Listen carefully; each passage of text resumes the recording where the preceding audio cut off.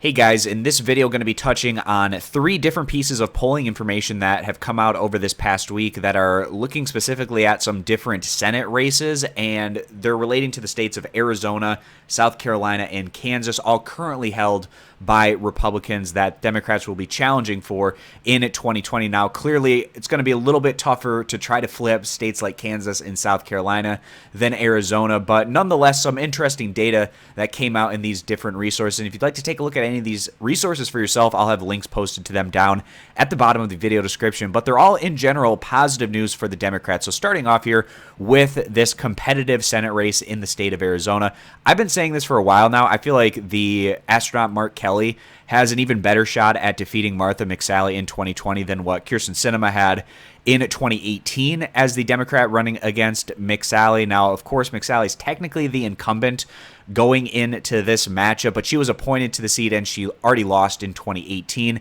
and likely to be a tough matchup, especially given the really strong fundraising that we've seen from Mark Kelly. Also, he's a pretty well-known figure being an astronaut. So right now in this poll, he's ahead 47% to McSally, who's at 44%, and then 9% of people don't know. And to take a look, it's actually really interesting to see how the demographics break down in this instance. So with women, Martha McSally, and this is individuals over the age of 55, of course, those older age respondents, very important in a state like Arizona. So older women, 55 and older, they have a 40% favorable of Martha McSally compared to 58% unfavorable. And that's in relation to men in the same age demographic have a 59% favorable of McSally compared to 39% unfavorable. You contrast that to Mark Kelly, and maybe still a little less known in the state, or people haven't formed an opinion about him as much as they have with McSally, as we see his number of no opinion or never heard of is quite a bit larger than what we're seeing from McSally. But that also means the fact that there's more people who don't know who he is, but he's already leading in this instance in the poll by 3 percentage points. So as he gets out there more, especially with all the money he's been raising, he'll be able to pay for a lot of advertisements. People are definitely going to know who Mark Kelly is by the time we get to election day, and that could even help him build on the lead that we're seeing him have in this poll. But anyways, with women over 55, he has a 58% favorable compared to 25% unfavorable. So really strong numbers there. And also a little bit to the positive side with men, where 40% are favorable, 38% unfavorable. So those are the numbers out of Arizona that I want to touch on. Now going over,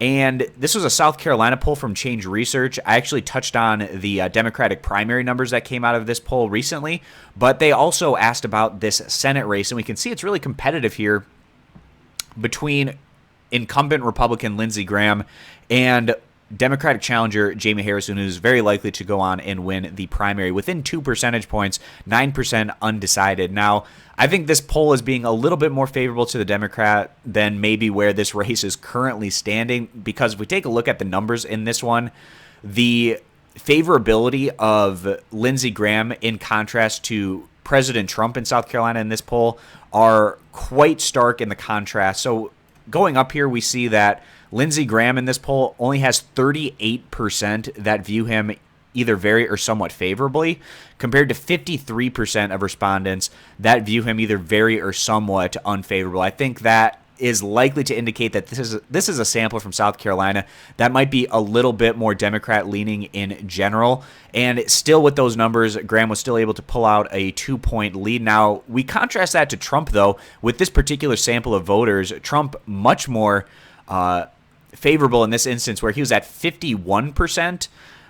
In comparison to 46% who were on the very to somewhat unfavorable. He had that 51% who were very or somewhat favorable. So Trump, quite a bit more strength, but that could be an issue for Graham heading towards 2020. If Trump is significantly outperforming him, then you can get a situation where Trump is able to win by a convincing margin, perhaps, in the state, whereas Graham might find himself in a little bit more of a competitive race. But still, at the end of the day, likely safe seat for the Republicans to continue to hold in South Carolina, but one that we're at least going to keep an eye on, especially with these type of polling numbers coming out that show it being a relatively close race. But I'd like to see some other polls showing this matchup before saying that it's likely to be anything in the realm of being competitive. But if you're the Democrats, you have to at least enjoy seeing numbers like this as maybe an outside possibility at being able to keep things competitive in a deeply red state.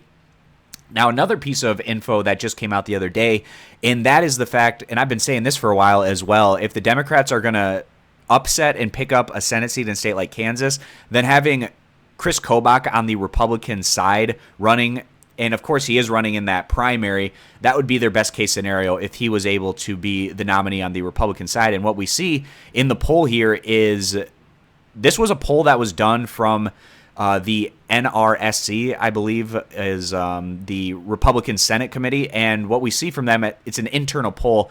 Kobach leading the way at 43%. His closest challenger, Roger Marshall, was able to grab 24 percentage points. So this is a really bad situation potentially for the Republicans in Kansas. Now, it could still be a situation where Mike Pompeo decides to throw his hat in the ring and run for the Senate seat, and they pulled that as well.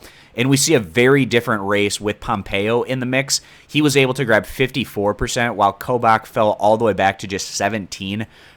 So we could be going into a situation where if Pompeo doesn't run and Kobach ends up winning the primary, then it kind of opens the door for the Democrats to have a chance to go on and win that Senate seat. Whereas if Pompeo were to win, then it would be a situation more than likely that would be a little bit safer for the Republicans to continue to carry Kansas. And the reason why Kobach just isn't liked, he's the poster child for voter suppression, and there's some other instances where he's just not all that liked specifically in the state of Kansas. We saw this in 2018 where he ran statewide for the governorship, and he was only able to grab 43% of the vote in that governor's race, where the Democrat Laura Kelly picked up 48%, so a 5 percentage point gap in that situation. So we have very recent data with Kobach running in a statewide election and not having success. So again, if he were able to run as the Republican for the Senate seat, it could be a situation where the Democrats are able to perhaps win again statewide against Chris Kobach, who's not all that well liked when not just looking at Republicans, but when you factor in independents as well as Democrats in the state. So those are the three pieces of information that I wanted to touch on in this video, looking at the states of Arizona, South Carolina, as well as Kansas. And we're going to continue to get a ton more data on all of these different Senate races, like I said, as we move through primary season and as we start heading towards the general election. So consider subscribing for more poll commentary in the future, and I hope to see you guys back here for my next video.